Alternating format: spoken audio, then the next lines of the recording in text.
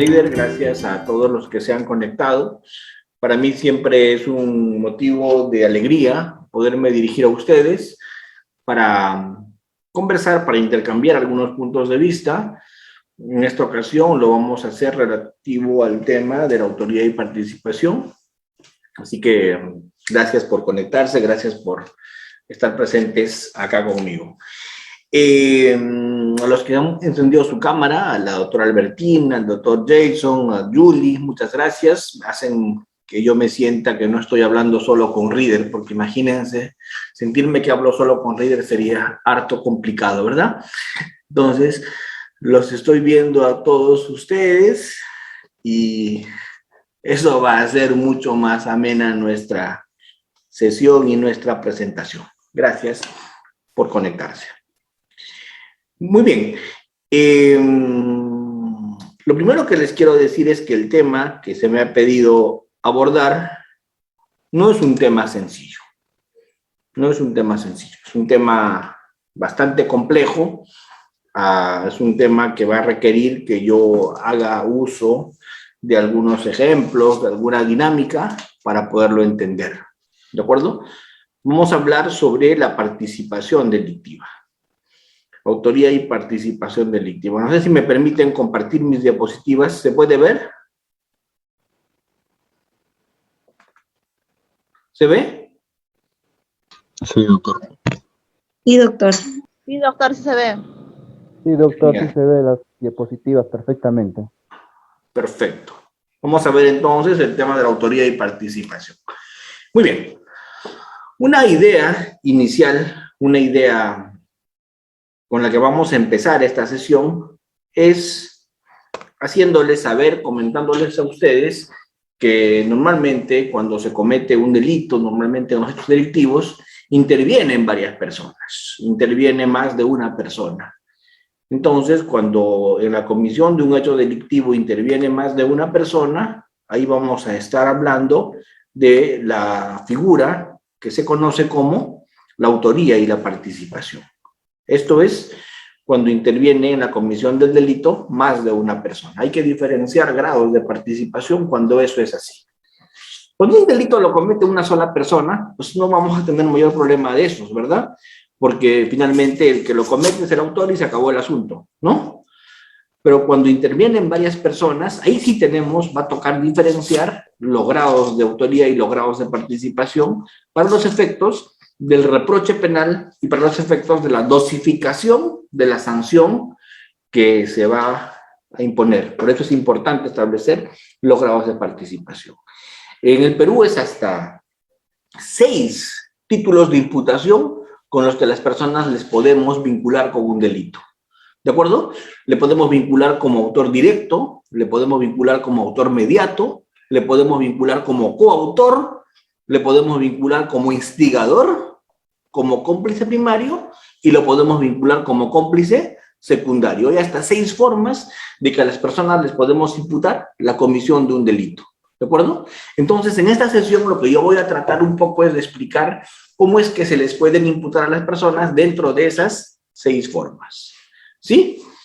Respecto a la autoría y participación, han habido varias teorías que se han dado, varias teorías que se han discutido, y una teoría bastante en su momento difundida fue la teoría unitaria, ¿no? El sistema unitario de autoría y participación. ¿Qué quiere decir el sistema unitario? Si intervienen varios, si intervienen muchos en la comisión de un hecho delictivo, a todos se les considera autores. Todos son autores. Es el sistema unitario, ¿verdad? Todos son autores. ¿De acuerdo? Si intervienen varias personas, todos intervienen en la comisión del delito. Todos tienen que ver. Todos los partícipes son iguales. Todos responden del mismo modo.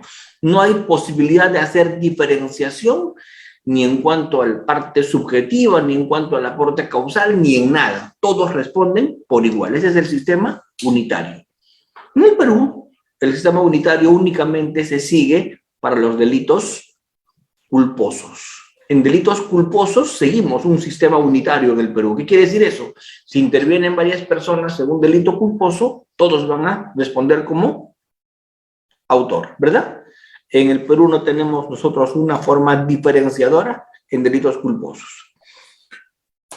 En el Perú, el artículo 23, el artículo 24 y 25 nos hablan de un sistema más bien diferenciador.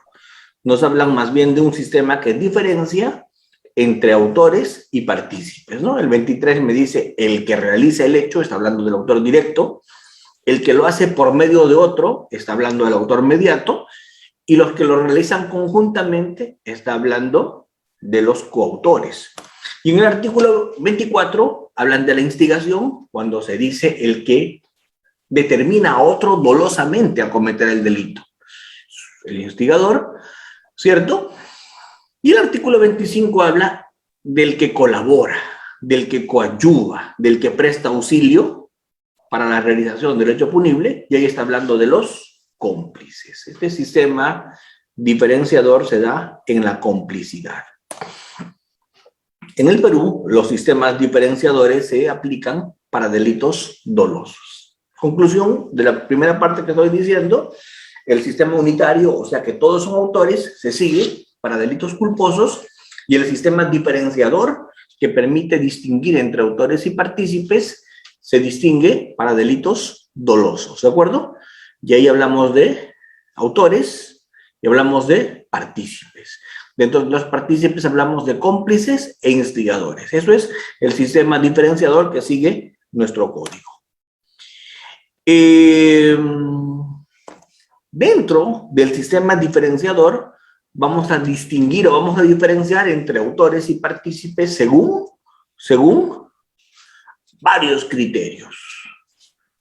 El sistema diferenciador distingue entre autores y partícipes. Y acá nos vamos a demorar todo el resto de la exposición en analizar cómo es que hacemos para distinguir en el sistema diferenciador que sigue nuestro código para delitos dolosos entre autores y partícipes. Y para distinguir entre autores y partícipes hay varias teorías, hay muchas teorías. Vamos a empezar con las teorías objetivas. En las teorías objetivas, la distinción entre autores y partícipes se da de acuerdo con las contribuciones de cada persona. ¿De acuerdo? Con las contribuciones de cada persona. Las personas que contribuyen dentro de la cadena causal de una manera mayor van a ser autores, y los que contribuyen de una manera menor en la cadena causal van a ser partícipes. Y se van a usar algunos criterios dentro de las teorías objetivas. Las teorías objetivas formales van a decir que es autor el que realiza casi todos los actos descritos en el tipo penal, ¿cierto?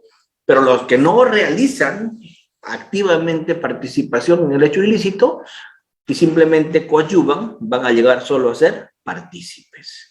¿De acuerdo? Esta teoría es importante porque distingue quién es autor y quién es partícipe, pero el problema de esta teoría objetivo formal que dice que el que ejecuta por sí mismo los hechos es autor y el que colabora es partícipe, esta teoría se olvida, deja en un vacío al autor mediato y no se ocupa de los coautores, esta teoría objetivo formal, ¿no? Luego la teoría objetivo material tiene que ver por diferenciar al autor del partícipe, porque el autor es el individuo que tiene la condición, el aporte más fuerte, el aporte más importante. El que realice el aporte más fuerte, ese es el autor. Y el que realice el aporte menos fuerte va a ser simplemente un partícipe. ¿De acuerdo? Acá, lamentablemente, se sigue dejando de lado a los coautores y el autor mediato. Ese es el gran problema de esta teoría. Y luego vienen las teorías subjetivas. Las teorías subjetivas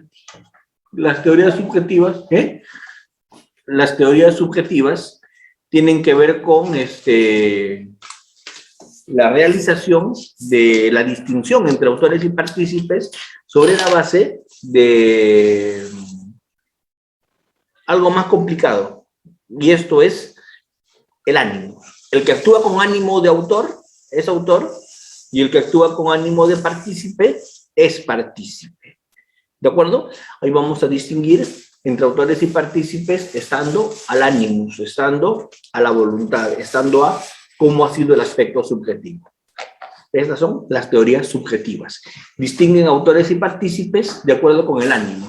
Si tú has actuado con ánimo de autor, animus autoris, eres autor, y si has actuado con animus partícipes, eres simplemente partícipe. Lamentablemente acá es un tema muy subjetivo, no tiene en cuenta los actos, no tiene en cuenta lo que se hace, e incurres en ese gran problema que es, te metes en el derecho penal de acto. El derecho penal de acto. Hasta que llegamos a lo que quería llegar. Todo lo anterior ha sido tal vez introductorio, pero lo que llegamos acá a analizar, lo que vamos a llegar acá a mirar, es a un tema bastante más complicado que ese. Vamos a entrar a analizar, vamos a entrar a mirar el tema de las teorías que tienen que ver con el dominio del hecho. Vamos a entrar a la teoría del dominio del hecho, ¿de acuerdo? A las teorías del dominio del hecho. Estas son las teorías que en el Perú tienen recojo hoy día. Las teorías subjetivas y las teorías objetivas formales y las teorías objetivas materiales se las he explicado solamente como referencia. Pero en el Perú, la teoría que se ha recogido en nuestro código, la teoría que en el Perú es la teoría aplicable, es la teoría del dominio del hecho. ¿De acuerdo? Lo anterior lo expliqué simplemente para hacer un poco de análisis, de historia y de ver cómo ha ido evolucionando el tema de la autoría de participación en nuestro país. Pero lo que va a regir, lo que va a ser realmente importante en el Perú es la teoría del dominio del hecho. ¿De acuerdo? Esta teoría del dominio del hecho. Es la teoría del dominio del hecho. ¿De acuerdo? Un segundo, por favor, un segundito.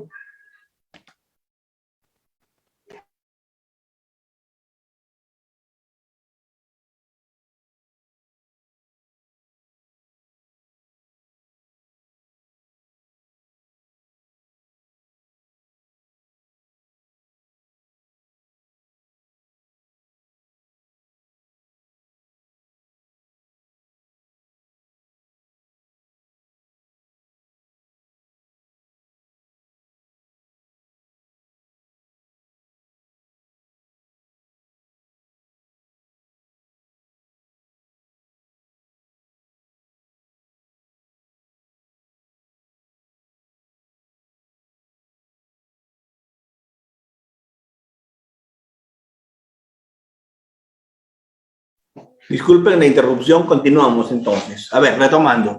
Disculpen la interrupción. Entonces, lo que les había dicho es que en el Perú, la teoría que va a ser la que nos va a realmente interesar, la teoría en el Perú, que es la que realmente vamos a nosotros analizar, es la teoría del dominio del hecho, ¿verdad? La teoría fuerte es la teoría del dominio del hecho. La teoría del dominio del hecho es una teoría sistematizada, es una teoría manejada, es una teoría organizada por un penalista que todos conocemos, un penalista bastante famoso, que es Klaus Roxin, ¿cierto? Los que siguen a Günther Jacobs saben que Günther Jacobs es más bien partidario de las teorías unitarias. Estas teorías unitarias que consideran que solamente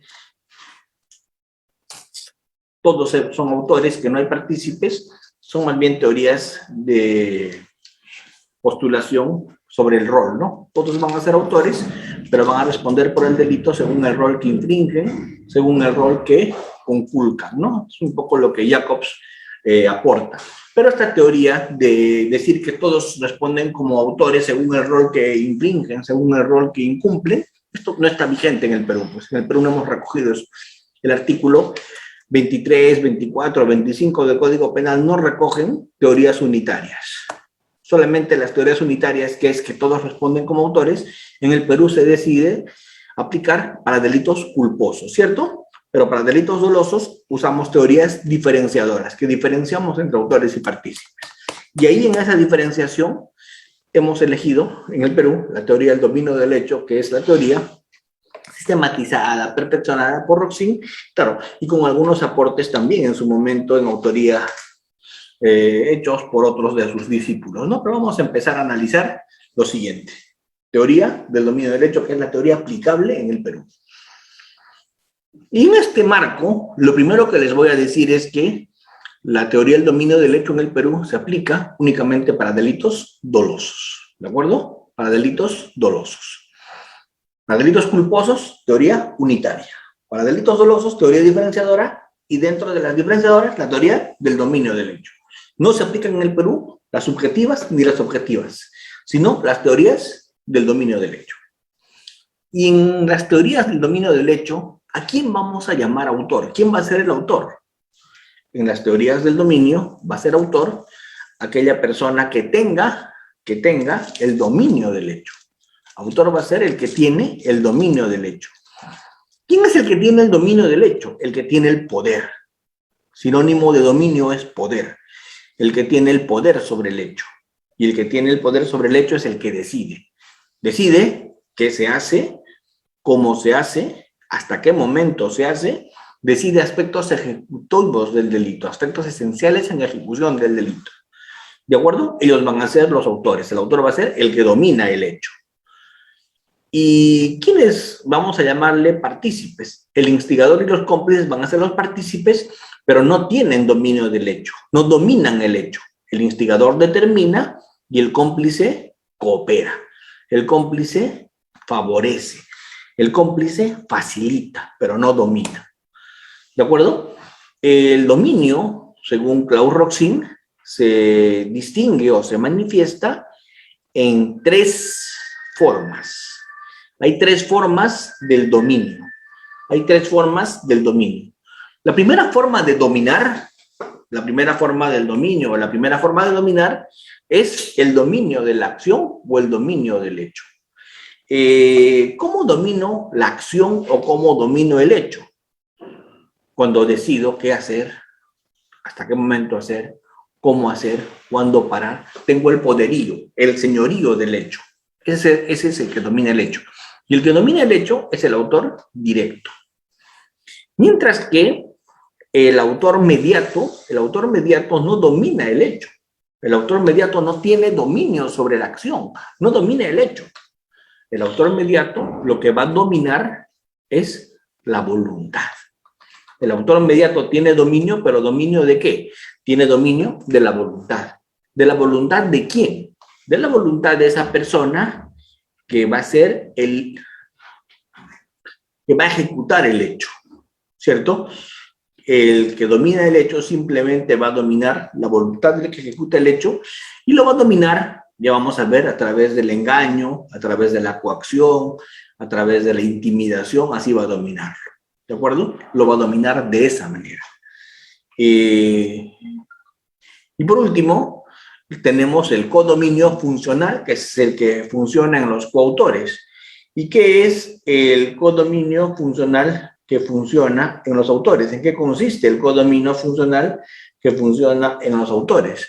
El codominio funcional que funciona en los coautores es el tema de la división de roles o de la división de funciones, de la división de roles, división de funciones, división de tareas. ¿De acuerdo? Entonces, ese es el esquema del Perú de la diferencia entre los autores.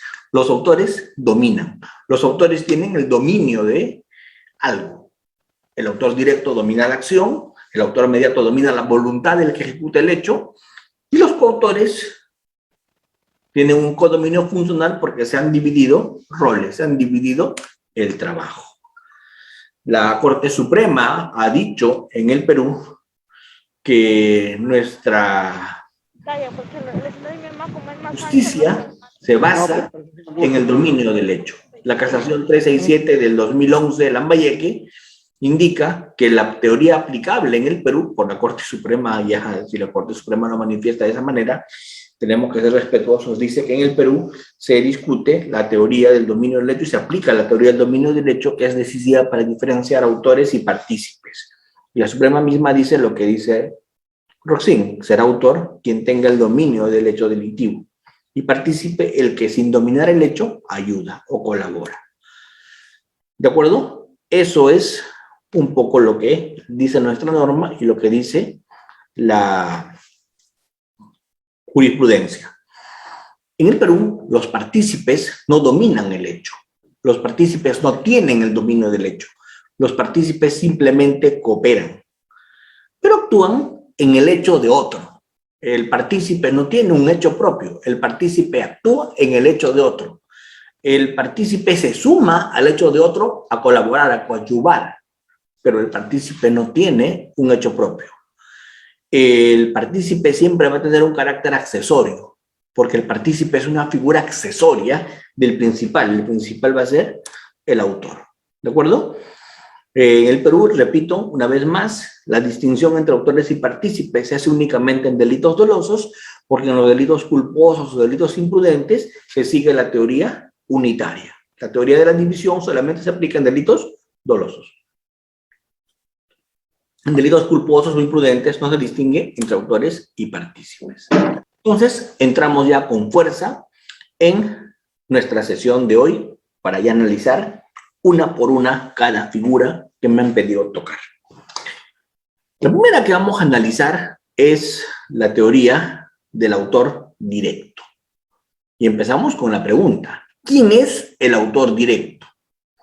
Obviamente es autor directo el que en el artículo 23 del Perú se regula como el que realiza por sí el hecho.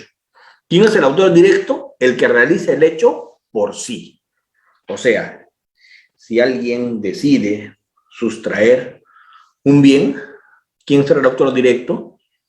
El que realiza por sí el hecho. O sea, él quiere sustraer el bien, ha visto ya el celular en cierta parte, se lo quiere jalar, se lo quiere llevar, entonces él está dando vueltas, espera que en algún momento haya un descuido, ingresa, jala el celular, lo guarda, sale, huye. Ese es el autor directo. Ese domina el hecho, lo ha hecho él, lo ha realizado por sí el hecho. ¿Cierto? ¿De acuerdo? ¿Y cuándo estamos ante la figura del autor directo? Cuando éste realiza todo el comportamiento en el tipo penal. ¿De acuerdo? Realiza todo el comportamiento en el tipo penal. Pero pueden haber casos de autoría accesoria. ¿Qué quiere decir? Los dos al mismo tiempo actúan. Casos de varios autores, ¿cierto? Ellos serán varios autores. ¿Por qué? Porque no pueden ser coautores. ¿Por qué? Porque no se han puesto de acuerdo. Porque no se han dividido funciones. El ejemplo que yo pongo siempre es el árbitro en un partido de fútbol. Está el árbitro, hace un mal cobro y en la tribuna le lanzan botellas. Son varios autores, son autores accesorios. ¿Por qué? Porque todos le han lanzado botellas. Entre todos los que le han lanzado botellas, yo no voy a diferenciar quién le lanzó la botella o la otra. Todos los que le han lanzado botellas son autores, pero no son coautores, son simplemente actores accesorios, varios autores. ¿Sí? En el autor inmediato, ya hay alguien que no lo hace el hecho por sí, como el autor directo, no domina el hecho. En el autor inmediato, también se le conoce a este autor inmediato con la denominación del hombre de atrás. ¿De acuerdo? El hombre de atrás. ¿Quién es el hombre de atrás? ¿Quién es el hombre de atrás? El hombre de atrás es aquel que no domina el hecho, pero lo que domina ese hombre de atrás es la voluntad. La pregunta es, ¿domina la voluntad de quién? Domina la voluntad del instrumento, de ese a quien ha instrumentalizado para cometer el hecho. De ese que ha instrumentalizado para cometer el hecho. ¿Y cómo lo instrumentaliza? Lo instrumentaliza a través de varias formas de instrumentalizar a una persona. Lo puede instrumentar a través de el engaño, a través de coacción o aprovechándose de su condición de inculpabilidad. ¿Cierto? El autor mediato usa un intermediario, un autor inmediato para realizar el hecho, pero el dominio del hecho lo va a tener el que actúa. Pero él no va a tener el dominio del hecho, sino el dominio de la voluntad. ¿De acuerdo? El dominio de la voluntad. Edson, levantaste la mano, te escucho, por favor. Adelante. Doctor, buenas noches. Una consulta. Por ejemplo, en el supuesto de que 3 personas estén agrediendo a una, no existe coautoría, ¿no? Si no se pusieron de acuerdo, salió del momento la discusión, la gresca, y golpearon a esta persona. ¿Los 3 serían en condición de autores? Vamos a mirar acá, porque acá sí hay algunas figuras que vamos a ver cuando veamos coautoría, vamos a ver coautoría sucesiva, vamos a ver coautoría adhesiva, vamos a ver coautoría alternativa, que son otros tipos de coautoría, pero lo vamos a revisar cuando veamos coautoría. Espérate un minuto, todavía no hablemos de eso. Ahorita estamos hablando de simplemente autores directos, varios autores, y estamos hablando de lo que es el autor mediato. Lo que te he explicado hasta este momento simplemente es el concepto de varios autores o autores accesorios. ¿Qué quiere decir eso? Cuando varios de pronto cometen el hecho. De pronto varios cometen el hecho. ¿Cierto? ¿Qué es eso? Varios se meten a un establecimiento y saquean.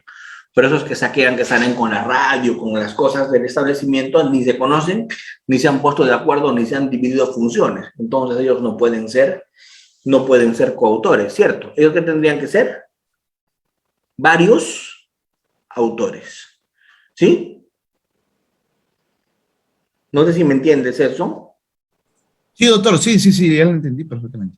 Ya, ahora, ¿cuál es la ventaja de diferenciar varios autores de coautores? Que la jurisprudencia, por ejemplo, en delitos de drogas, la jurisprudencia, por ejemplo, para correos de drogas, para lo que es las agravantes del 297 y otras, no agrava la conducta cuando son varios autores. Para agravar la conducta por pluralidad de sujetos, tienen que ser coautores. Daniel Sandoval, te escucho, por favor. Sí, buenas noches, doctor. Entonces, para quedar más claro, no sé si estoy equivocado, pero si yo contrato a un sicario para matar a cierta persona, ¿yo sería autor mediato y el sicario sería autor directo? No, ¿O cómo sería en ese porque caso? el delito de sicariato hoy día hace que respondan por sicariato tanto aquel que contrata como aquel que ejecuta. En el sicariato, la conducta reprimida, la conducta sancionada es a título de autor para todos, tanto como el que cobra por matar o el que paga para que maten, ¿cierto? Eso es la norma de sicariato. La norma de sicariato regula una conducta de esa manera. Sin embargo, antes de que esté vigente la conducta de sicariato, recuerda tú que la conducta de sicariato es una modificación reciente, el Claro. delito de sicariato no existía antes. Recordarás tú, Daniel, el tema de Alicia Delgado, cuando la mató Sí. Mamantura, por orden de Claro. Abencia Mesa, ¿recuerdas? Sí, En ese tiempo, cuando Alicia existía. Delgado murió de manos de Abencia Mesa, no estaba vigente la norma del sicariato, no existía ese delito en ese tiempo. Entonces, como no había el delito de sicariato, y se probó que Abencia había pagado a Mamantura para que mate a Alicia Delgado, Mamantura fue sancionado como autor, directo del homicidio. Y Abencia Mesa fue sancionada como instigadora, porque Abencia le había pagado a Mamantura una plata para que Mamantura ejecute el delito. O sea, ella lo había determinado para que mate, ¿cierto? Y eso no era autoría mediata, eso era instigación, porque para que sea autoría mediata tendría que haber dominado la voluntad a través de un engaño, a través de un aparato organizado de poder, a través de la condición de inimputable o a través de la coacción. Entonces, como no había ningún supuesto de autoría mediata, Abencia Mesa fue condenada como instigadora, porque se probó que determinó que instigó a Mamantura a matar a Alicia Delgado a cambio de una cantidad X de dinero, ¿de acuerdo? Entonces, esa sería un poco la diferencia entre el autor mediato con el instigador. El autor mediato engaña, el autor mediato coacciona, el autor mediato domina la voluntad del autor inmediato, del que va a ejecutar el hecho, del que va a realizar el hecho. En el autor mediato siempre va a haber un instrumento, porque en el autor mediato el que ejecuta no responde. En autoría mediata el que ejecuta no responde.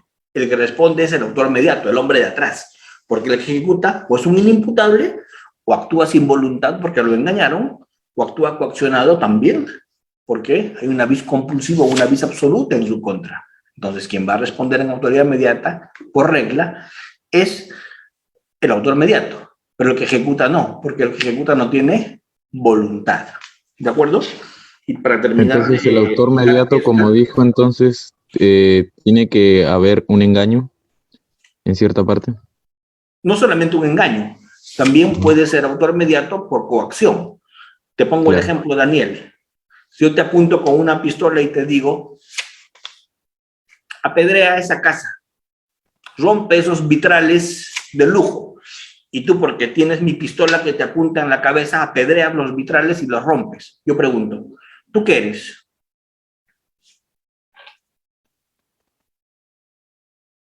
Mira el ejemplo que te puse, Daniel. ¿Me sigues en el ejemplo o no?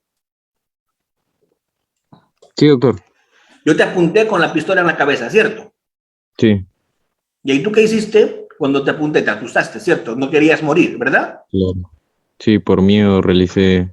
Y por miedo tú apedreaste los vitrales y los destruiste. Y a ti te capturaron, pues yo me fui corriendo. La pregunta del millón es, tú eres el ejecutor del hecho, sin duda. Tú eres el autor inmediato del hecho, sin duda. Tú eres el que ha desplegado la conducta de apedrear, sin duda. Pero tú eres un simple instrumento, porque para ser autor necesitarías tener voluntad y no la has tenido, porque yo te he dominado tu voluntad. Tú has actuado cosificado, has actuado violentado a través de una vis compulsiva, una amenaza. ¿Se entiende? Sí, sí, doctor. Ahora sí. Pero ¿qué claro. hubiera pasado si yo te dejo de apuntar con el arma y te digo, ya bueno, me largo? Y como a ti ya te gustó el sonido de los vidrios, seguiste apedreando. Ahí sí sería autor. Claro, porque ¿qué recuperaste? Cuando te quité el arma de la cabeza y me fui, ¿qué recuperaste tú? La voluntad, doctor. La voluntad, doctor. La voluntad. Y al haber recuperado la voluntad y seguir actuando, ya actuando voluntariamente, te convertiste en autor. Hasta antes de eso eras instrumento. Entonces, Buenas noches. Una pregunta. Y en ese sentido, ¿el que ejecuta el hecho no responde penalmente? no, jamás. No responde. En autoría mediata, el que ejecuta no responde. Porque, vamos, primera... ¿Cómo queda el sujeto que hizo el tal hecho? O sea, ¿qué sería? ver, ¿Cuál sería la figura? Lección número 1 de Derecho Penal. Teoría del delito. Primera clase de teoría del delito que yo les explico a ustedes. Para que haya una conducta en materia penal que sea relevante penalmente, ¿cómo tiene que ser la conducta? Tiene que ser una conducta consciente, ¿cierto? Y además tiene que ser una conducta voluntaria. El que actúa por una fuerza física irresistible de un tercero no despliega conducta penalmente relevante. Si a mí me apuntaste con una pistola en la cabeza y me dijiste que haga algo, yo no actué con una conducta penalmente relevante. Yo fui cosificado, instrumentalizado. Por lo tanto, mi conducta es irrelevante penalmente. Soy un instrumento. No respondo. ¿Y por qué no respondo? Porque no he actuado con voluntad. Pero ¿a quién sí responde? ¿Quién responde? El que me amenazó. El autor mediato. El que me puso la pistola en la cabeza, porque él es el autor mediato. Él responde. Yo no, yo soy instrumento. Doctor Almanza, ¿y si el otro me paga para que yo apedree el vitral? El ejemplo del doctor. Si el otro me paga y cuando él me paga yo apedreo el vitral, porque me ha pagado, pues apedreo el vitral. Pregunto. ¿Yo sí respondo o no respondo? Sí. Claro, porque actúo voluntariamente. Este miserable me ha pagado. Entonces, ¿él qué será? ¿El que me pagó qué será? Instigador. Instigador. El que me pagó será instigador. ¿Yo qué seré? Autor. Autor mediato. ¿Autor mediato? Directo. Autor directo. directo. Yo seré autor directo. El que me pagó será autor mediato. ¿Y autor mediato? Instigador. Instigador. El que me pagó es instigador. ¿Yo qué seré? ¿Autor? Sí. Directo. Directo. Doctor, y en el caso de que, por ejemplo, un doctor le da una pastilla a su enfermera para que le dé de tomar a uno de sus pacientes, sabiendo que esta pastilla le va a ocasionar la muerte, y simplemente la enfermera, como el doctor le dijo que le dé la pastilla, no se percató de esto, simplemente le fue y le dio el ¿El doctor sería autor mediato? Claro, porque la enfermera ejecuta lo que el médico dice. La enfermera tiene que administrar la medicación que el médico ordena. La enfermera pone la inyección que el médico ordena, ¿cierto? Cierto. ¿Usted ha visto alguna vez una enfermera que le diga al doctor, no me parece que esta sea la dosis, No, o no, este no es el fármaco? no, ¿Ese es su rol? no. No. Entonces el médico le dice a la enfermera, aplica esta inyección, y la enfermera aplica. Suministra esta pastilla y le suministra, ¿cierto? Pero de Cierto. pronto, pues el médico es un miserable, quiere matar a este paciente. Claro. Entonces le ha dado un fármaco que en realidad va a matar al paciente. En ese supuesto, ¿qué pasaría en ese supuesto? El doctor sería autor mediato y la enfermera no tendría responsabilidad porque actúa por engaño. Exacto, exacto. El médico sería autor mediato porque habría dominado la voluntad usando ¿qué? Engaño, ¿cierto? Cierto. Pero ¿qué pasa si en lo que está poniéndole la inyección se da cuenta por el olor que eso es un veneno y no es una medicina? E igual le aplica a este canalla también, yo lo odio, así que le aplica igual el fármaco. ¿Qué pasa? ¿Sería autor también? Autor directo. Directo, ¿Por qué? porque ya tiene la voluntad. Ya tiene la Doctor, voluntad. tiene la voluntad. Hay voluntad y dolo, hay voluntad y dolo. Conciencia. Exacto. No se olviden de eso. Consciente. No se olviden de eso.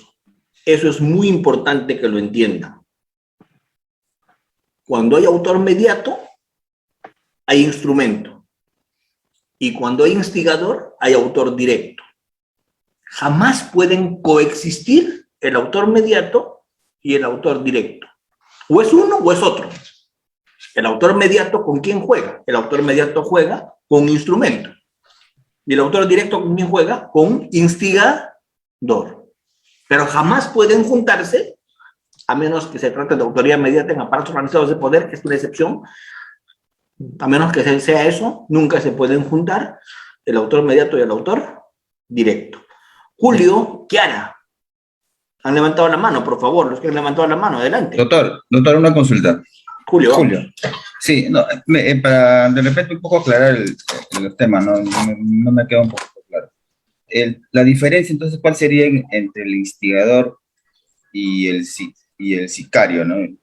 El que actúa como, de repente, no sé si es, de repente, en el caso del instigador, que tiene una participación psíquica, o sea, presionar psicológicamente a la otra persona a efectos de convencerlo y cometa el ilícito penal, a diferencia del sicario que de por medio pues le paga, ¿no? O sea, hay un pago de por medio y por lo tanto la persona que le paga pues ejecuta el delito de manera voluntaria, ¿no? No sé si está bien ese razonamiento. Te voy a precisar algo más. No estás muy alejado de lo que es, pero te voy a precisar algo más. A ver, vamos. ¿Por qué ya no es importante distinguir entre el que pagó y el que ejecutó el hecho cuando se trata de sicariato? Porque ya el sicariato es un delito que todas esas conductas las engloba. Y te voy a leer la norma. El sicariato ya es un delito que todas esas conductas las engloba. Entonces, cuando el sicariato, todas esas conductas ya las engloba, ¿cierto? Ya es irrelevante discutir quién es el autor directo, quién es el autor mediato. Ya es irrelevante. ¿Por qué? Porque el sicariato a todos ellos les da título de autor. Hay conductas de autor para todos. Te voy a leer el sicariato, artículo 108C. ¿Qué dice el sicariato? El sicariato dice, el que mata a otro por orden, encargo, acuerdo, con el propósito de obtener para sí o para otro beneficio económico de cualquier otra índole. Las mismas penas se ordenan y se aplican ¿a quién? Al que ordena, encarga o acuerda. O actúa como intermediario. Con lo cual la conducta de sicariato en el Perú a todos les aplica con la misma pena. ¿De acuerdo? Ya no se complica nuestro código. Pero esta norma pues no estaba vigente en el tiempo de Avencia. En el tiempo de Avencia no estaba vigente el sicariato. Entonces había que verificar cómo le imputó, con qué título de imputación. Hoy día le imputaría a todos como autores de sicariato, porque esas conductas están descritas en el delito de sicariato. Es delito de sicariato el que paga, es delito de sicariato el que ejecuta. Todos son sicarios. Claro, en ese tiempo de Avencia Mesa estaba el homicidio por lucro, sin duda. No estaba el sicariato. Entonces ahí había que verificar cómo responde el que ejecuta y cómo responde el que paga. Entonces, la forma correcta, ¿cuál era? Aplicando el artículo 23, pues. El que determina a otro. ¿Quién le determinó a otro a cometer el hecho? Avencia. Porque Avencia le pagó a Mamanchura para que ejecute el hecho, ¿cierto? Ella lo determinó. ¿Y cómo lo determinó? ¿Cómo lo instigó? Lo instigó con plata. Hay muchas formas de instigar a una persona. Una forma de instigar a una persona es con persuasión, retórica. ¿Así lo puedo convencer o no? Un buen floro y lo convenzo porque comete el hecho. Mira, Cholo, lo que yo haría eso, mira, eso es floro. Es una forma de instigar. Doctor, sí, justamente mi duda era esa, ¿no? O sea, yo tenía entendido de que el instigador es el que convence, ¿no? Y prácticamente psicológicamente al otro hombre para que cometa el ilícito penal, ¿no? O sea, yo lo veía más por ese lado y no por el tema de que le va a pagar un dinero a cambio de que mate Yo te voy a persona, contar un secreto, Julio. Te voy a contar un secreto. Casi 20 años tengo como fiscal y nunca he visto instigar con floro.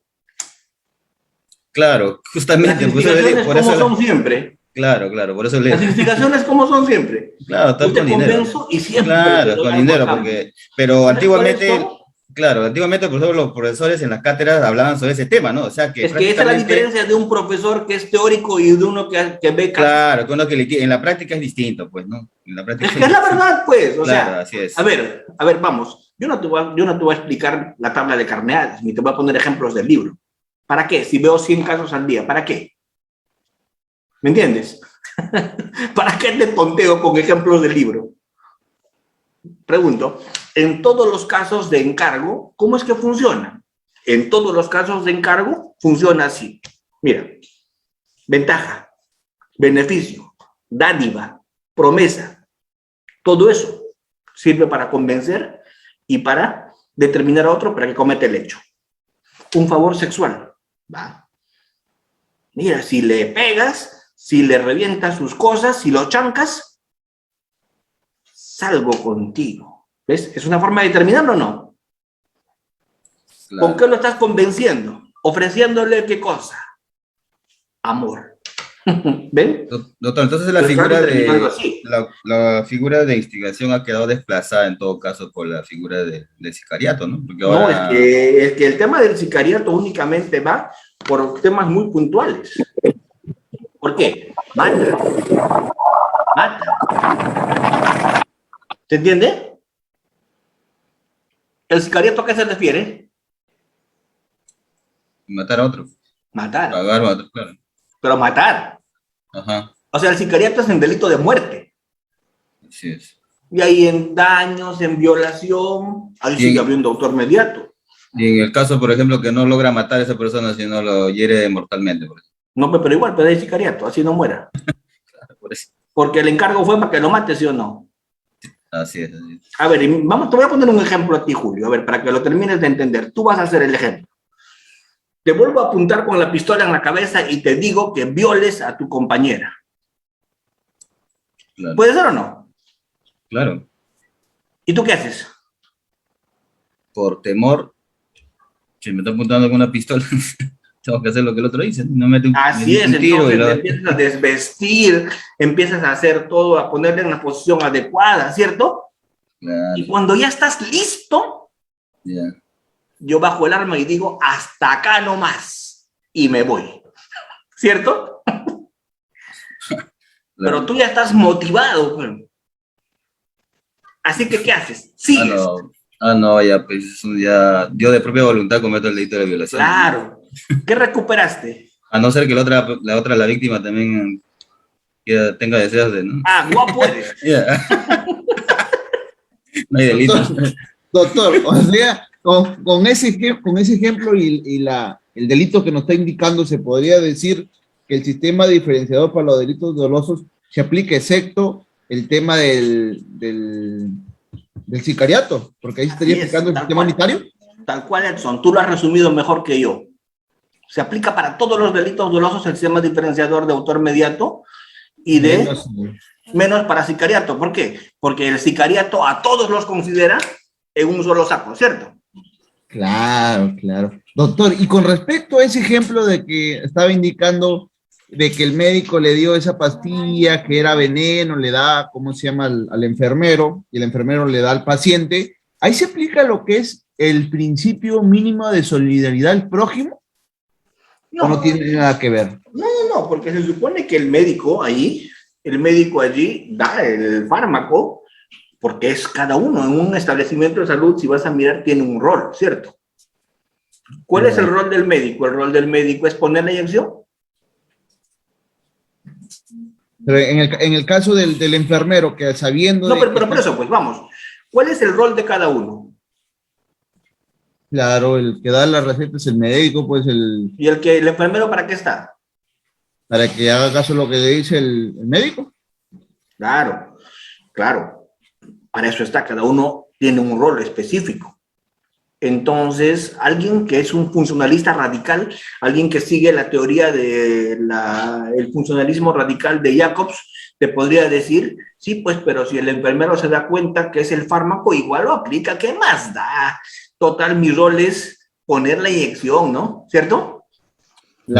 Alguien que siga rajatabla la teoría de Jacobs y la sigue de una manera absoluta, podría decir eso. Cada uno responde por su rol. Total, yo soy el enfermero y qué importa los conocimientos especiales que yo tenga. Yo veo que es un fármaco, igual le aplico que muera, ¿no? Total.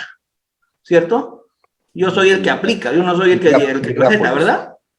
Alguien podría decir eso si sigues la teoría de los conocimientos especiales en ultranza, pero te cuento un secreto.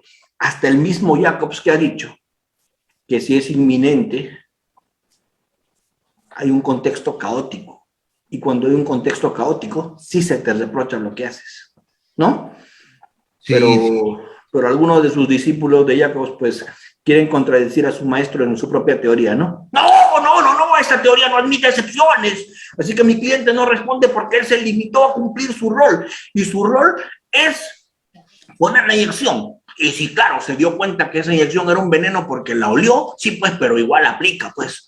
Igual aplica la inyección porque su rol es aplicar. No tiene por qué pelearse con el médico y perder su trabajo. Pregunto, ¿eso es racional? No, pero hay responsabilidad. Eso no es racional, ni siquiera racional para el propio Jacobs, porque él también acuña el término contexto caótico para eso. ¿Recuerdas? Doctor, yo escuché así un mismo ejemplo, pero en un bar, y decían de que ahí se aplica el principio mínimo de solidaridad. ¿Tendría que ver mucho eso? ¿O es que lo que pasa es que hay un tema ahí, que es el tema de la tesis de Jacobs, que la han tergiversado.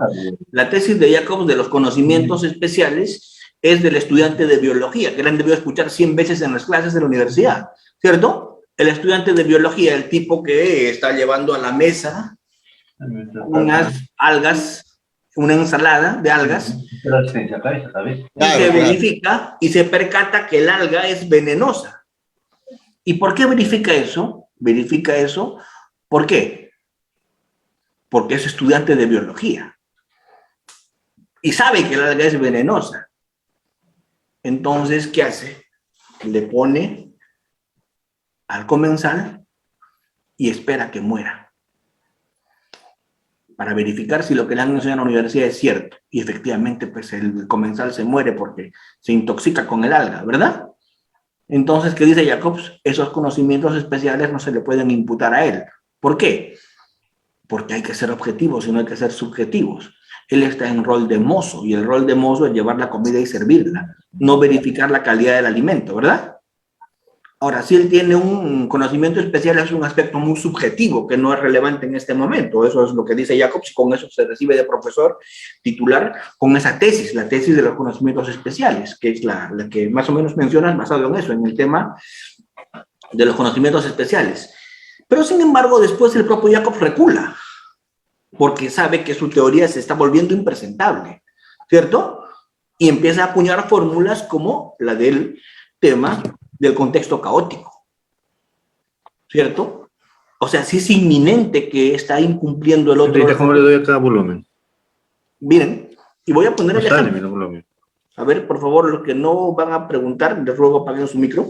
Profesor, doctor, ¿y ahí en el caso de la enfermera no habría un incremento de riesgo por parte de la enfermera?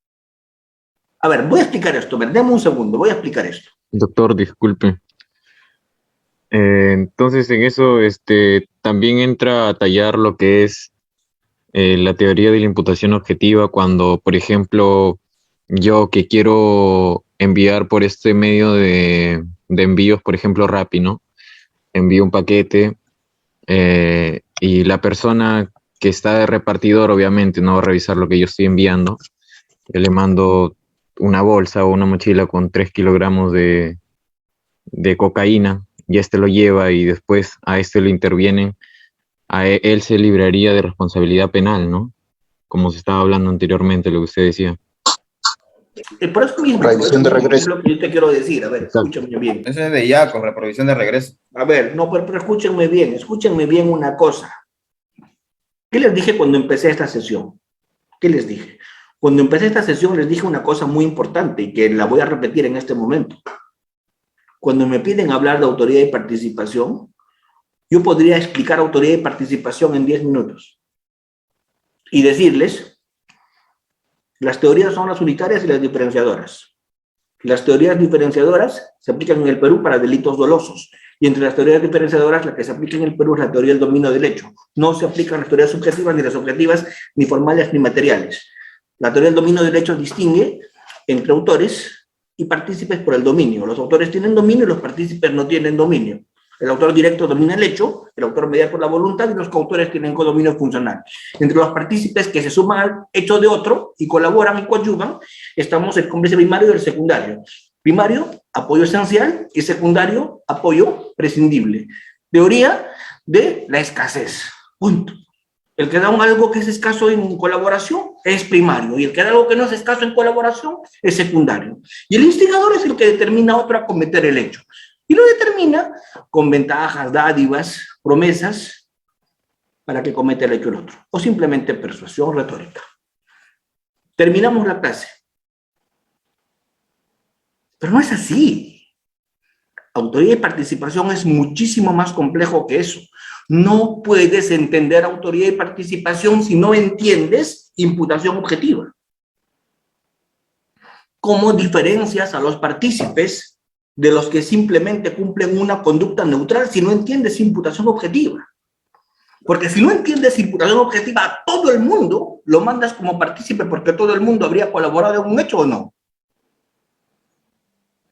¿Para qué me sirve la teoría de la imputación objetiva? ¿Para qué me sirve? Para sacar a los, entre comillas, partícipes cuando no lo son. Y los ejemplos que ustedes me ponen son muy claros. Por ejemplo, Rappi. Sobre. Entrégale a tal persona. Yo pregunto, ¿Rappi tiene que abrirme mi sobre? No, ¿Tiene que checar lo que hay ahí? no. El baile lo entrega, esa es su función. Pero ahí hay una coima, pero estoy mandando en ese sobre un billete para cierto funcionario corrupto. Yo pregunto, ¿el de Rappi lo agarran la Policía Anticorrupción y la Fiscalía? ¿El de Rappi es cómplice del cohecho? No, porque está en función de sus labores. Pero no, pues porque él está haciendo una conducta neutral, él traslada eso, es su función. ¿Se entiende? Sí, doctor. Ya. El mismo Rappi, yo le hago un seguimiento al mismo Rappi y ¿qué le encuentro? Que hace 60 deliveries al día, todos por WhatsApp, y que entrega sobrecitos y le dan a cambio 50 soles, a pedido. Yo pregunto, ese Rappi, esos sobrecitos que entrega es droga. Y lo que le entregan al Rappi son los soles que cuesta la droga según el peso. Y todo eso está en su WhatsApp del señor Rappi. Yo pregunto, ¿ese Rappi está en conducta neutral o es microcomercializador de drogas? Microcomercializador. Comercializador de drogas. Claro. Claro, cada Ahí caso sí. es distinto. Pero el 99% de los rapis que la fiscalía capturamos por microcomercializar drogas, ¿qué te van a decir? No sabía que era droga. Pero cuando yo les digo, Cholo, has hecho ese tipo de figuras 50 veces en este día y te hemos hecho videos y te hemos seguido, Perro juega con su pelota. y le quito su teléfono celular al señor Rappi y le chequeo con un secreto levantado de comunicaciones todo lo que tiene y verifico eso, pregunto, ¿es un Rappi neutral o es un Rappi microcomercializador? Un Microcomercializador. rápido microcomercializador. Por eso cada caso es distinto, ¿cierto? Cada caso es distinto. Cierto. A ver, voy a poner otro ejemplo. Yo me voy a una tienda donde venden armas y le digo al señor Fran Almanza que tiene su tienda de venta de armas. Él vende armas, Fran Almanza vende armas, pues. Se ha ido de la fiscalía y se dedica a vender armas. Y su licencia tiene, dictamen autorizado, tiene su licencia para vender armas y vender armas con licencia. Así que viene el doctor Edson, doctor Almanza, quiere una pistola. ¿Cómo para qué? Para matar, pues, señor, para matar. ¿Para qué voy a querer? Para ponerlo en la pared, para matar, pues. Y yo le digo, efectivamente, yo vendo armas. Esto es para matar. Está pensado en matar. Una pistola no está pensado en ponerlo en un cuadro en la pared, no. Está pensado en matar, ¿cierto? ¿O alguien conoce una función distinta de una pistola que no es matar? Yo no conozco ninguna otra función de la pistola que no sea matar. Porque como adorno es malísimo, ¿cierto? Es para matar. Pregunto. Edson me dice, doctor, y a ver, explíqueme pues, las bondades de las armas. Yo le digo, depende para qué la quieres, pero para matar, pues, doctor, le estoy diciendo, ¿no entiende? ¿Para matar qué? ¿Qué quieres matar? ¿Patos? ¿Qué quieres matar? Y él me dice, quiero matar personas, doctor. Ah, personas. Perfecto. Alto, grande, chato. No, doctor, grandazo. Ah, pues entonces te tienes que llevar buen calibre. Doctor, ¿qué? ¿Con la 22 que está más baratita no la mato? Claro que la matas, pero lento. Hasta que caiga, ya te mató y se van a ir los dos, ¿cierto? Así que mejor llévate un calibre más grande. ¿Para qué? Para que lo tumbes con un solo disparo. Eso significa. Yo pregunto, ¿yo lo estoy asesorando o no? Claro. Sí, claro. Pero es mi chamba asesorarlo, pues, hermano. De eso se trata, pues eso es yo vendo armas, pues tengo que decir cuáles son las bondades de mis armas. ¿De acuerdo? ¿Y qué hace Edson? Me graba. Y dice, el doctor Almanza me ha asesorado en qué arma comprar. Es más, cuando yo saqué mi licencia, él me vendió el arma. Y cuando él va y mata a su enemigo y lo capturan, él dice, voy a colaborar. Voy a echar a todos los que han metido conmigo. ¿Entienden? ¿Y a quién lo colabora? A Fran Almanza. ¿Por qué? Porque Fran Almanza me vendió el arma. Yo pregunto. ¿Fran Almanza colaboró con eso en el proceso causal? ¿Ayudó o no? Pregunto, suprime en tu mente la venta del arma. Los consejos de Fran Almanza, ¿lo hubiera matado? No, ¿verdad? Entonces, en el proceso causal está Fran Almanza, sin duda que está. Y su aporte fue esencial, le dio el arma. ¿Cierto? Cierto. Pregunto, ¿es cómplice? Es más, lo orientó, además de cómo se usa el arma. Pregunto, ¿es cómplice? No, doctor, porque no. estás en el cumplimiento de tu rol como Usted está en vendedor su de función. armas, doctor. ¡École! No responde porque su Doctor, conducta es neutra. disculpe, ¿y qué pasaría, por ejemplo, si yo tengo una discusión a 3 metros donde Ya, usted pero vende vamos, el arma? ahorita vamos con ese ejemplo, que ya más o menos sé por dónde vas. Pero en esto mismo voy a ir más allá. En esto mismo voy a ir más allá. A ver, en esto mismo. Miren, chicos. En esto mismo voy a ir más allá. ¿Qué pasa si Edson me dice, doctor Almanza, bacán, ya me explicó cómo funciona el arma, pero porfa, ayúdenme pues a hacer el plan para ese día. ¿Dónde me pongo? ¿A qué distancia disparo? Hágame por favor el croquis. ¿Desde qué ángulo es mejor el ángulo de tiro? Pregunto, si yo hago eso, ¿sigo en mi rol? No, ya no. No, ya no, doctor. Ya me salí Puede de ser mi croquis. rol. Ya me integré en el injusto típico del otro. Y ya respondo penalmente porque ya estoy colaborando. Ya me sumé a su injusto. Ya salí de mi conducta neutra y me metí en esa colada. Por eso es que cuando cae un taxista que está esperando a los delincuentes para que roben, ese taxista dice, yo soy taxista, mi conducta es neutra. No, señor, tú has venido con los choros. Porque los choros te han contratado como caña para el asalto. Pero acá está mi certificado de CETAME. Acá está, yo soy taxista. Será el sereno. Pero viniste con los choros. Y los estuviste ahí esperando. Y todo eso está en los videos. Pero soy taxista. La sentencia del caso taxista, al diablo con el caso del taxista. ¿Está claro qué cosa? ¿Qué está claro? Que los estabas esperando. Pregunto, ¿tu conducta es neutral o has venido como miembro de la organización, como miembro del concierto delictivo o de la banda criminal o organización criminal, según fuera el caso? ¿Viniste con ellos o no? Sí. ¿Tu conducta Claro, es pues, neutral? doctor. Ya no es No es, neutral. No, ya no es no es neutral. neutral. Ahí no hay neutralidad. ¿Cuándo será tu conducta neutra? Coautor. Cuando sale el tipo corriendo del banco, tú no sabes qué está haciendo, simplemente aparece en la pista corriendo y te dice, una canarita urgente, 50 soles te voy a pagar. Y tú, sube, ¿cierto? Ajá. Eso es conducta neutra. ¿Se entiende? Eso O es cuando te conducta amenaza neutra. de repente, ¿no? Doctor, ¿Qué? y en el... Claro. O cuando En el el mismo caso ejemplo anterior- que usted ponía, perdón, el mismo ejemplo que usted colocaba, doctor, o cuando es amenazado en ese sentido también por un ladrón que sale del banco y Es entonces que lo si lo encañona. amenaza, ya no se libra por Instigación. conducta neutra. Ya sería Por eso en materia instigación. penal tienes que tipificarlo de manera exacta, encuadrarlo de manera exacta. Si el delincuente le pone una pistola y le dice maneja, pregunto, ¿su conducta es neutra o está actuando con coacción? Con coacción, es instrumento. Y si está actuando con coacción, ¿sale por imputación objetiva o sale por ausencia de conducta? Por ausencia de conducta. Ah, pues Ausencia de sale conducta. por ausencia de conducta. Exacto, entonces tienes que analizar y poner lo exacto, ponerlo concreto. O sales por ausencia de conducta o sales por prohibición de regreso, que es imputación objetiva. Entonces lo tenemos que entender. Si no entiendo esto bien, voy a cometer tantas tonterías como las que a veces comete nuestra Corte Suprema. O a veces comete nuestros jueces en el Perú, nuestros fiscales y nuestros abogados. Por ejemplo, yo pregunto, un tipo está barriendo una pista en la selva, barredor de pista, es un comunero por ahí, barriendo la pista. ¿Por qué le pagan para que barra la pista? Pues se dedica a la limpieza el tipo. ¿Se entiende?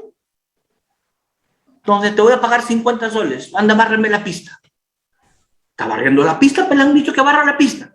Está barriendo bien bacán, sacando piedritas, toda la pista. Y en eso aparece una avioneta de los narcos. Y aterriza en la pista barridita. Y ninguno de los narcos es capturado. Todos los narcos fugan, entre comillas, porque sabe Dios qué habrá pasado ahí. Los narcos fugan, ¿cierto? ¿Y a quién lo agarran? Al que saque barre. Al que barre. Y lo condenan como cómplice de tráfico de drogas. Bien imbécil hay que ser, ¿no? ¿Cierto? Lo condenan al que barre. Solo hubo un caso así de la Corte Suprema, pero el patita, el que barría la pista, sí sabía, me parece. Pero pregunto, ¿saber te hace cómplice? No.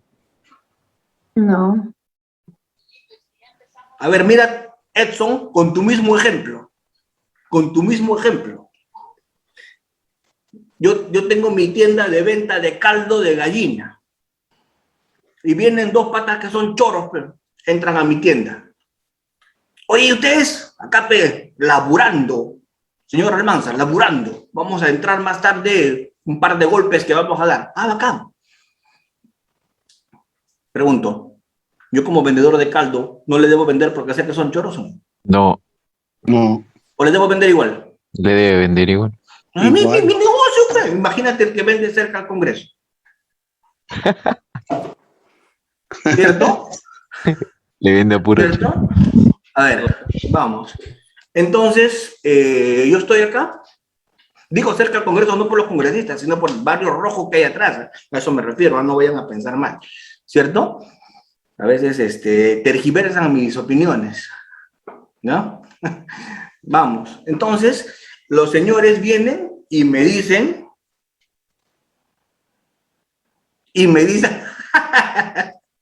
dicen, señor, necesitamos 2 caldos. Yo le preparo pues, doble huevo, presa, bien servido el caldo, y fuerte el tipo roba pues, después de haber tomado el caldo que le vendí.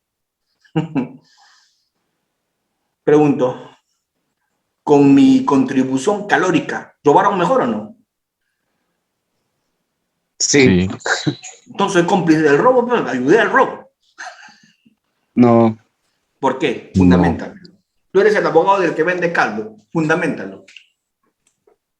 Tipicidad, sería imputación objetiva, provisión de regreso, o me estoy equivocando. Que tienes que fundamentar. No hay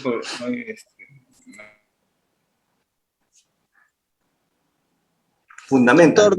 Doctor, mi patrocinado estaba cumpliendo su rol como vendedor de caldo. Ya, pero le dijeron que los chorros que iban a robar. Él sabía que iban a robar después de eso, así que los ha puesto fuertes para que roben. Edson ha agregado el ingrediente sabía. Yo pregunto, sabía. Doctor, pero otra cosita ahí es de que mi patrocinado no tiene la obligación de denunciar o de poner en autos a la policía. Eso acaba, segundo Alex Cruz, de solucionarnos la vida. Nos acaba de decir lo que yo quería escuchar. Gracias, por favor. Gracias. Segundo, Alex Cruz Valderrama. Te agradezco mucho. Tú nos has dado la respuesta que yo estaba buscando. ¿Saben por qué? Porque si bien es cierto, ha aportado, sabiendo que hay un robo, ha aportado, pero su aporte es irrelevante para el robo. No ha aportado en ningún elemento del robo. ¿Estamos? El cómplice, ¿en qué tiene que aportar? En el En robo. algún elemento del robo. Pregunto, ¿aportó en apoderamiento del dinero? No. ¿Aportó en violencia? Tampoco. ¿Aportó en el arma con el que robaron? No. Su aporte es irrelevante. Por lo tanto, aun cuando Dentro de la aportó sabiendo que notificación, aporta, es irrelevante su aporte. Porque para ser cómplice tienes que aportar ¿a qué? A cualquiera de los elementos del delito. Si no, tu aporte es irrelevante. ¿Estamos? Sí, pues, pero si no denunció, si sabía, es otra cosa. Si es sujeto obligado, será otro delito. ¿Qué será? ¿Omisión de denuncia o no? Pero no tiene nada que ver con el robo. Claro, eso lo anunció porque si de repente podía estar en la posibilidad de denunciar y no lo hizo, Así es, será otro delito, ¿verdad? es otro delito. Pues. Eso será omisión de denuncia, cualquier otra cosa, pero no vamos a entrar al otro tema. Miren, chicos, vuelvo y regreso. Hubo un caso que es muy importante para mí en España. El caso del grupo terrorista ETA. ¿Qué hizo este grupo terrorista ETA? Secuestraban personas para pedirles cupos. Y con esos cupos que recibían del grupo terrorista, se financiaba con eso el grupo terrorista. Con los cupos que le daban las familias de los secuestrados. Y así solventamos actividades terroristas. ¿De acuerdo? Y este caso que les cuento es real. Y siempre trabajaban por células, o sea, 3 o 4. Y 3 o 4 fulanos, 3 eran en este caso, deciden secuestrar a cierto empresario. Y para eso alquilan un carro de un fulano. Y le alquilan su carro. El tipo alquilaba su carro en las noches, trabajaba el taxista. Y en el día les alquiló su carro para ayudar a pagar la cuota durante el día. O sea, en el día usaban el carro los terroristas y en la noche usaban el carro el dueño del taxista. Luego, con ese taxi hicieron el seguimiento, hicieron el marcaje, el reglaje al que iban a secuestrar, y en ese carro lo secuestraron también. ¿De acuerdo? Pero ya la policía les estaba haciendo videovigilancia, les tenía pinchados los teléfonos, les estaba atrás. Pero la policía en este caso dejó seguir todo eso ¿para qué? Para capturar a esos 3 y capturar a los demás integrantes del grupo de rescate, del cobro del rescate, que era otro grupo que hacía el cobro del rescate. Querían capturarlos a todos. Y por eso estaban haciéndoles, como le dicen en jerga española, el pasteo, lo estaban pateando. ¿Sí? ¿Saben qué hicieron después de secuestrar al fulano? Se fueron donde una señora que habían alquilado un piso. Ahí en España le llaman pisos a los departamentos. Habían alquilado un piso para llevar a este señor y esconderlo en esa casa. La señora sabía que iban a tener a una persona secuestrada y para que no haga ruido, les alquiló el piso más escondido, el del fondo, que no tiene ninguna acústica para afuera. Si griten, nadie va a escuchar. Les alquiló eso. ¿Estamos? Segunda persona. Tercera persona. Tenemos los siguientes protagonistas, los 3 miembros del grupo ETA, que entraron, marcaron, secuestraron y llevaron a la persona al hueco donde lo escondieron, que les alquiló una señora. Tenemos al que les alquiló el carro para que trabajen durante el día. El que les alquiló el carro, pero sin preguntar para qué lo quieren, ¿verdad? Y por último, estos vagos, ¿saben lo que hacían? Porque hay que ser bien vago. Contrataron a su empleada. ¿Y para qué contrataron a su empleada? Para que cocine y limpie. Y la empleada cocinaba y limpiaba. Obviamente la empleada cuando iba a cocinar y limpiar se ganó que tenían una persona secuestrada. ¿Estamos? ¿Qué hizo la policía? Esperó al día de la entrega del rescate y el día de la entrega del rescate los capturó junto con los secuestradores que también iban a participar en la entrega del rescate. Golpe fabuloso.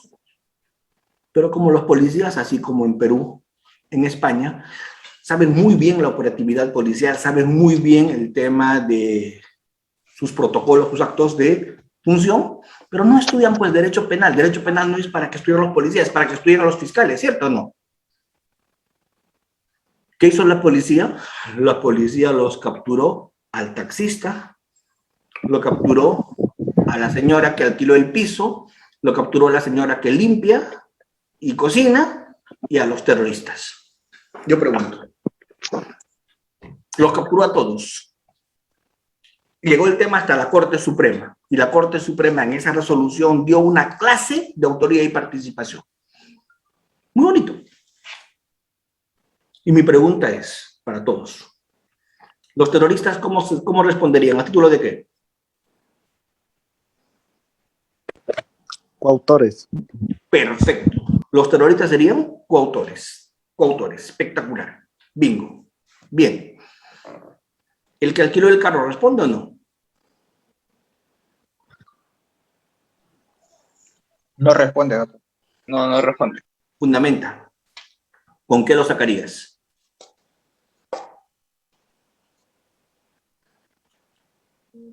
¿Qué aplicarías para que salga? No respondería, puesto que él alquilaba su carro, porque al alquilar tu vehículo no preguntas para qué lo alquilas.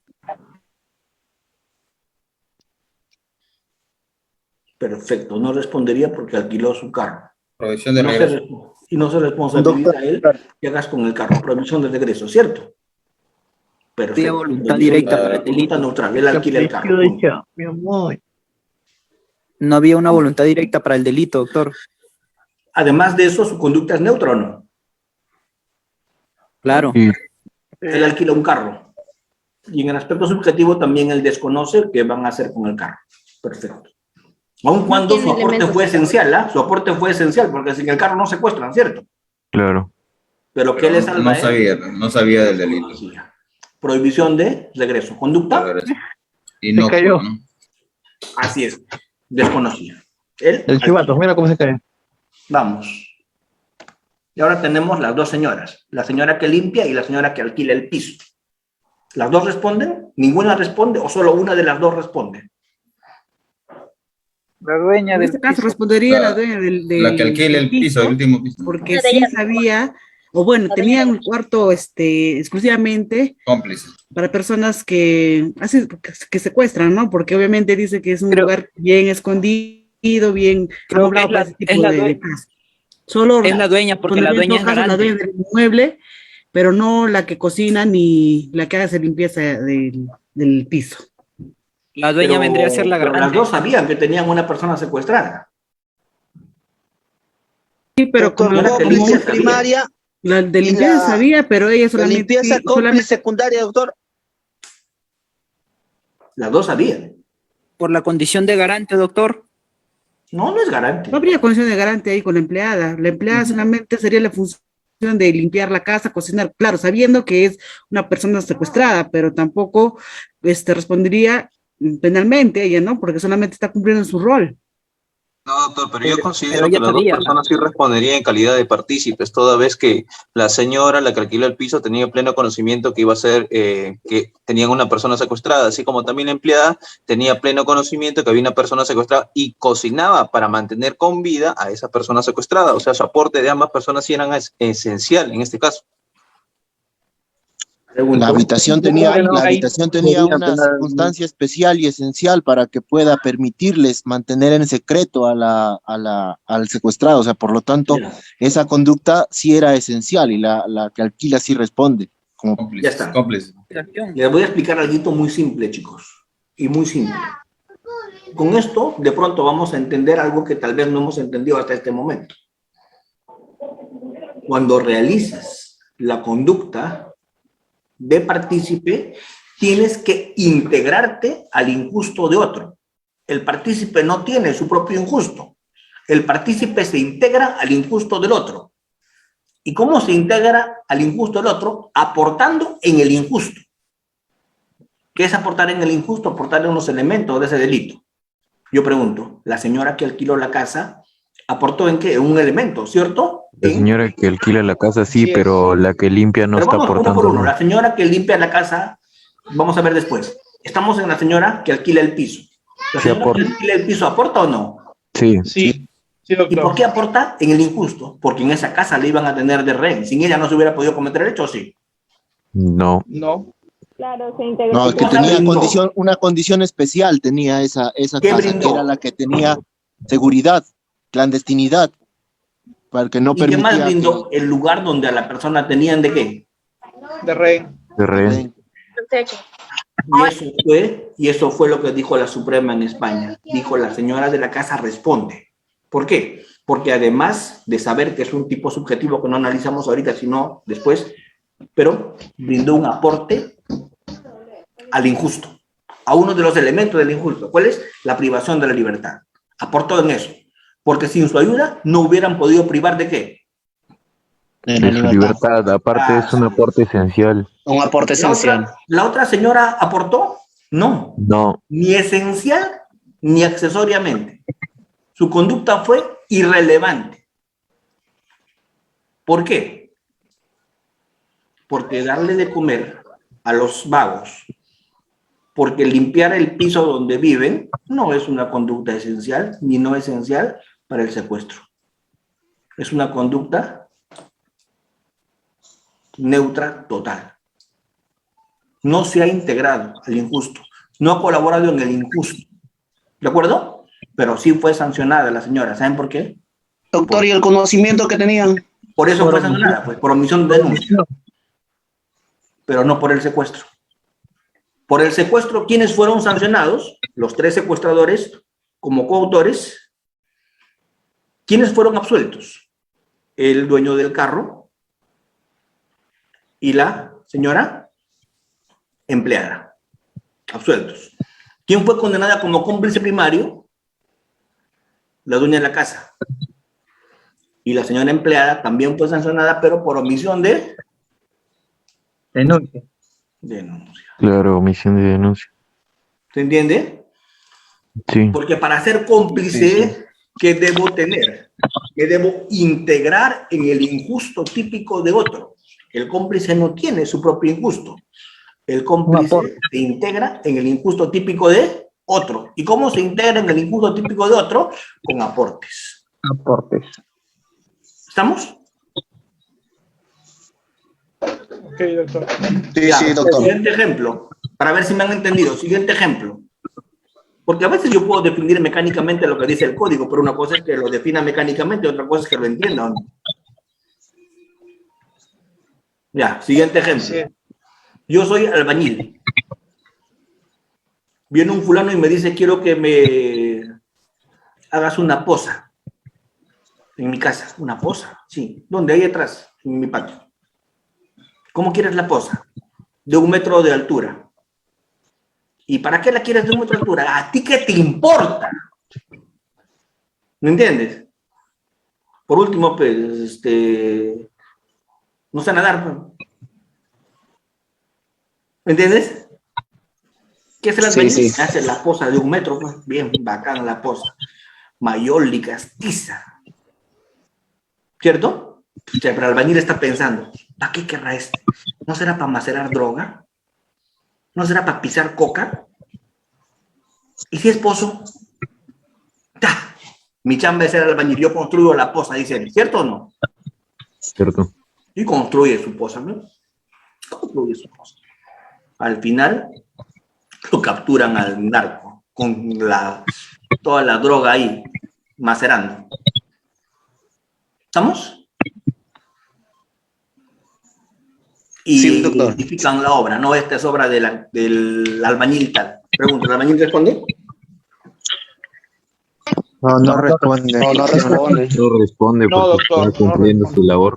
¿Qué va a responder? ¿En qué acto de droga está él participando? Él está haciendo su chamba. Su chamba es hacer construcciones o no. Cierto. Pregunto, ¿él se vincula por lo que hagas con la construcción? No. No. Y si además estaba trasladando la coca a la poza. Ahí sí. Ahí sí, Ya se metió en el tido, ¿no?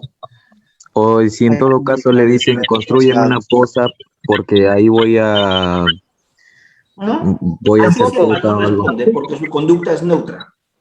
Y no está Así le haciendo digan. con la poza ningún acto de droga. No, así y si le dicen Lo que pasa es ¿para que qué va a hacer? Fortando ya está ayudando, pues ya está colaborando. No. ¿La Pero poza si le están tiene que ver pagando. con actos de droga? Pregunto. No. Ah, no, La pues poza no. no hay acto de droga ahí en hacer la poza. Pero ¿y qué tal si lo encuentran con su pantalón arremangado pisando descalzo? Ahí sí, pues. Ay, no te pases. Esa es otra Las cosa. caletas, ¿Eso ya es acto de droga o no? Las caletas, doctor, yo presto mi casa para las caletas, por ejemplo, roban los carros, meten los carros robados ahí, siguen cómplices secundarios. Ah, el que hace la caleta, sin duda, porque ¿para qué va a hacer la caleta? Y el caso de Campana. Es que el Campana es cómplice secundario, ¿por qué? Porque el Campana es prescindible, su aporte no es esencial. Hay una teoría, que es la teoría que diferencia entre primario y secundario, que es la teoría de la escasez. ¿Qué quiere decir la teoría de la escasez? Si tú brindas algo que es escaso, eres primario. Si brindas algo que no es escaso, eres secundario. Por ejemplo, para que vayan a robarse una casa, yo les facilito la escalera. Pregunto, ¿de un aporte o no? Claro. Sí. ¿Esencial? No. No. ¿Eres un bien escaso? No. No, entonces soy cómplice secundario, aporté, pero mi aporte es prescindible, porque si no la conseguían conmigo, la conseguían con otro o no. Sí. Doctor, ¿Qué pero tal si yo para el robo alquilé las armas? Ahí sí. Ahí sí. Sí. Porque las armas es un bien de qué tipo? Escaso. Caso. Entonces, principio de escasez. Miren, estas PPTs, yo se las voy a dejar. Acá les resume todo lo que hemos conversado hoy día. ¿Qué les dije que había en coautoría? En coautoría les dije que había aporte de todos, decisión común, ¿cierto? Pero hay algo que en coautoría deben acordarse. Lo más importante para que seas coautor es que decidas, y es que planifiques, y es que te dividas funciones. Incluso, según la Suprema, es prescindible ya la ejecución conjunta. Puedes ser coautor sin ejecución. Eso es una coautoría no ejecutiva. Eres coautor si planificaste. Eres coautor si diste aportes. Eres coautor si te dividiste funciones, aun cuando en la fase de ejecución no hayas estado. ¿Eso cómo se llama? Coautoría no ejecutiva. ¿De acuerdo? Esto de tomar fase de la ejecución, la Suprema ya ha dicho que es un tema que es prescindible, ¿no? Hay que contribuir, hay que aportar, hay que tener el mismo ánimo que todos, pero la Corte Suprema en esta resolución, que es la 488-2004 de Lima, ha admitido a la Corte Suprema que puede haber casos de coautoría no ejecutiva. O sea, estás en las fases anteriores, pero ¿en cuál no estuviste? En la ejecución. ¿Y eso puede ser o no? porque hay ciertos coautores que no se ensucian las manos en el momento. Por ejemplo, ¿quiénes? Los sicarios. O los jefes. Los cabecillas. Los cabecillas, eso es están parte de todo, han hecho el aporte, han planificado, han dividido funciones, son el cerebro de todo lo que se hace. No sé si ustedes han visto el tema, una serie, ya que están viendo Netflix, no sé si habrán visto ustedes La Casa de Papel. Claro, el profesor. Claro. En La Casa de Papel, ¿quién sería coautor no ejecutivo? El profesor. El profesor, exacto. En La Casa de Papel sería coautor no ejecutivo el profesor. ¿O alguien diría que no es coautor el profesor? Es un coautor que no está dentro del banco, ¿cierto? Pero sí es un coautor. A ver, vamos, a los que levantan la mano. Julie, Lucero, las escucho. Doctor, buenas noches. Yo tenía una duda acerca de... Buenas noches a todos. Doctor, una pregunta. Claro. Sobre, hace unos meses atrás creo que en Lima, ¿me escuchan? Sí, claro, te escucho. Hola. Te escucho, Julie.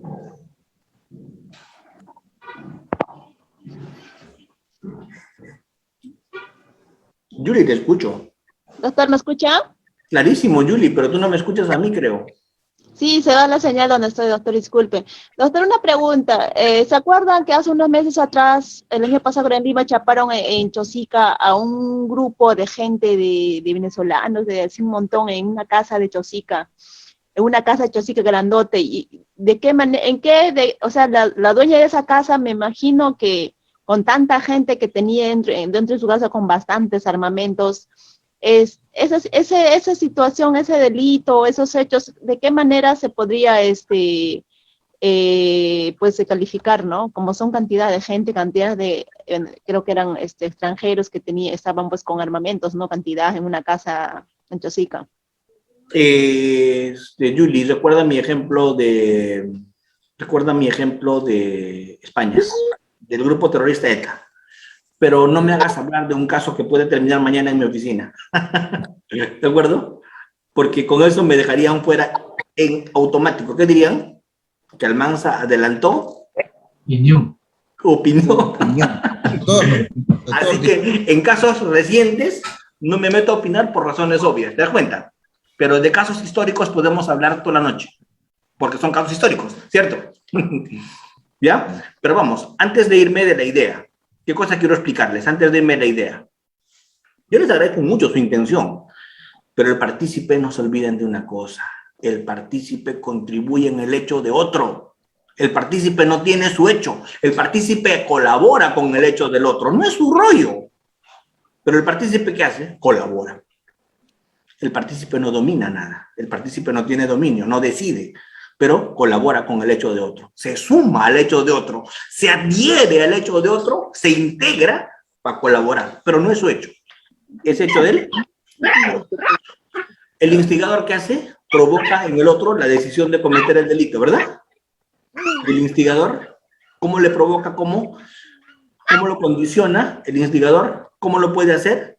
Lo puede hacer con ruegos, ofrecimientos, dinero, ¿cierto? Lo puede terminar de muchas formas. ¿De acuerdo? En la instigación lo debo convencer. La casación 842 del 2015 dice que el instigador lo debe convencer al otro. ¿Y cuál es la forma más efectiva de convencer? El dinero. Ventaja, amenaza, ¿no? Promesa, ¿cierto? Beneficio. Mira, te voy a ayudar con el ingreso de tu hijo a tal universidad. Ah, promesa. Así te convenzo, ¿verdad? O mira, tú que siempre me has enamorado, ahora sí te voy a dar la oportunidad. ¿Ves? Beneficio. Ventaja. ¿Ya? Dádiva. Todo eso sirve para convencer. El cómplice colabora. ¿Y cómo colabora? El cómplice colabora con hechos. El colaborar con consejos no es técnicamente en el Perú una complicidad. ¿De acuerdo? El que presta auxilio indispensable es el primario. sin su aporte no se hubiera realizado. ¿De acuerdo? Ese aporte normalmente se da en la fase previa. La complicidad casi siempre está en la fase previa. Normalmente la complicidad no está en la fase ejecutiva. El que le alquila el arma se lo alquila antes, ¿cierto o no? El que le alquila el arma, ¿cuándo le alquila? Antes. Será cómplice, pero cómplice que participó antes. Normalmente los cómplices no participan en la fase ejecutiva. ¿De acuerdo? Normalmente no.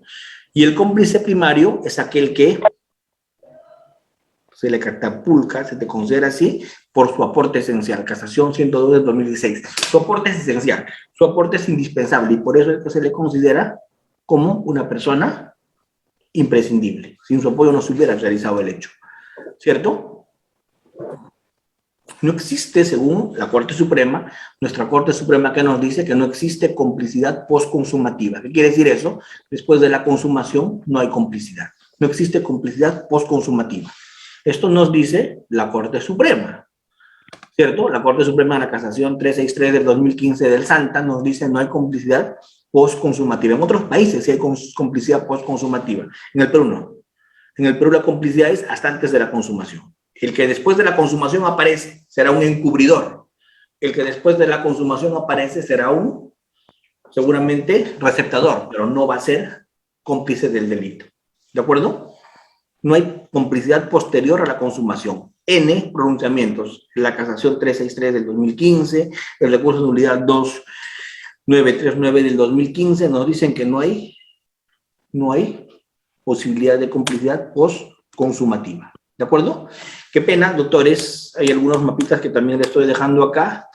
Qué pena realmente que el tiempo nos gana. Lamentablemente me están haciendo avisos que hay otra sesión.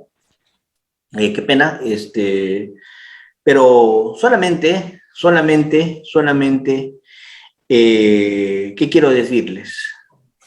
Lo que yo quiero decirles es que, miren, yo sé que todos tienen mucho que comentar, yo sé que todos tienen mucho que decir, pero vamos, hay una cosa que es importante. No subestimen autoría y participación. A veces creemos que autoría y participación es algo tan simple como estudiar o leer el artículo 23, 24 y 25. Pero, por ejemplo, acá deberían tener ustedes solamente una clase para verificar autoría inmediata en aparatos organizados de poder. Eso es para una clase. Autoría inmediata en aparatos organizados de poder. Una clase únicamente para verificar imputación objetiva y participación delictiva. Otra clase en autoría y participación solamente para analizar todos los supuestos de los diferentes tipos de coautoría. La sucesiva, la aditiva, la alternativa, los supuestos de coautoría. Supuestos para verificar legislación comparada en autoría y participación, como por ejemplo la coautoría que se ve en Argentina, la postconsumativa. Esto es, yo te ofrezco que te voy a ayudar a esconder el cadáver si matas. Entonces, como te ofrecí eso y tú mataste, voy y cumplo. Eso es una complicidad postconsumativa que en otros países se admite. Para verificar los distintos tipos de asesoría en la participación, la asesoría limitada, la completa, la restrictiva. Otra clase para eso. O sea, ¿qué les quiero decir? Autoría y participación es un tema amplísimo. Mi opinión es que autoría y participación choca con todo en el derecho penal.